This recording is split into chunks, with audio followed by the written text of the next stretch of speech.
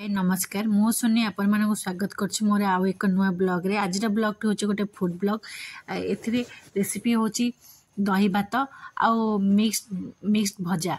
तो आज कार्तिक पूर्णिमा आपन समस्त को बहुत बहुत शुभेच्छा और अभिनंदन। आम केन्द्रापड़ा रे आज प्रति मंदिर मानक सब मंदिर मानक दही भात और ये भजाटा होता है। यहाँ मोर भारी प्रिय। तो आज से मुझे भाविली आज आम लंच रे ये मेनूटा करवा। आपण मैंने समस्ते भी ये मेनूटा ट्राए करूँ आउ रेसिपीटा ट्राए करूँ आ खातु देख कमेंट्स कहतु केमती लगे। जदि भिडियोटी भल लगे लाइक शेयर सब्सक्राइब निश्चय करेंगे। प्रथमे कौन करेंगे किसी मेथी को भाजी 2 चम्मच मेथी को भाजिकी रखिदे ताको गुंड करदे। तापर बड़ी भी भाजिकी रखिदे। कदली बैगन आलू झुड़ंग माटी आलू ये सब काटिकी लंबा लंबा आकार में काटिकी रखिदे। किसी गोटे कढ़ई बसैकी तादे जीरा कंचा लंका सुखिया लंका पकईदे। तापर सब परिवा पत्र पकईदे। तादे हलदी आ लुण स्वाद अनुसार पकईदे। पकईकी ताको टिके पानी देकी किसी समय घोड़ेकी रखिदे। घोड़ेकी रखिदेला 10 मिनट छाड़ीदे।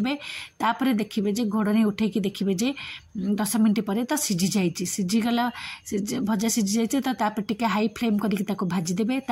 तापर ता देहरे आपन जो मेथी गुंड करके रखिथे मेथी गुंड आउ जीरा लंका गुंड आउ से जो बड़ी गुंड पकईदे। ता उपरे से भजा उपरे बड़ी गुंड पकईकी ताकू कौन करेंगे आ टिके भाजीदे।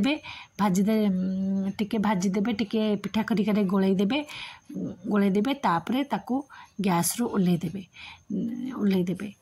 ओल्लैकी साइड रे रखिदेबे। देखिए केते भल लगुच से भजाटा।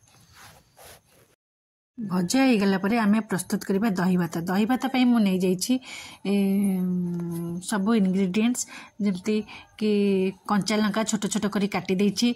भृषंग पत्र अदा अदा किछि कोरी देछि। तापर जीरा सोरिष गोटे आम कौन करवा गैस ऑन करके कड़े रे तेल पकेबा रिफाइन तेल गरम होला परे जीरा आ सोरिष पकेबा। तापर कंचा लंका पकेबा। तापर अदा पकेबा। अदा परे भृषंग पत्र पकेबा। पकेकी टिके ताको भाजी देबा। ताको भाजी देला परे तापर कौन करबा आमे भात जो भात रखिथिबा से भात को आमे भात रांधिकी रखिथिबा से भातटा आमे पकेबा। भातटा पकईकी आमे ताको टिके 5 मिनट कि 5 मिनट पे आमे फ्राए करदेबा। भातटा गरम भात होइथिले भी सांग सांग रांधिकी गरम भात होइथिले भी चलिबा। पखाला भात भी करि परिबे जोटा आपनकर सुविधा हो सेटा करि परिबे। मु कोन करथिली ना गरम भात रांधि देथिली। गरम भात रे ही दही भात करथिली। त फ्राए करिवे आ लूण पकेबे निज स्वाद अनुसार। पकई सारा किसी समय पकई लुण पकई किसी समय घाटी सारा पर ताको आमे कौन करबा गैस रो फ्लेम को ऑफ करदेबा।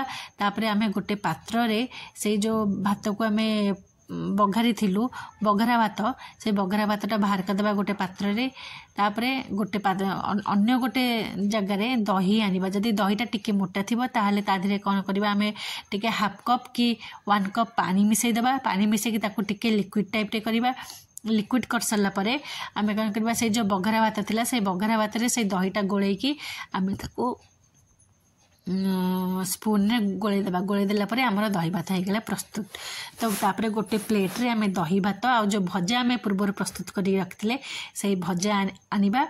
दही भात सहित भजा खातु। से कॉम्बिनेशनटा केमती लागिला मते निश्चय कमेंट्स माध्यम रे जणैबे।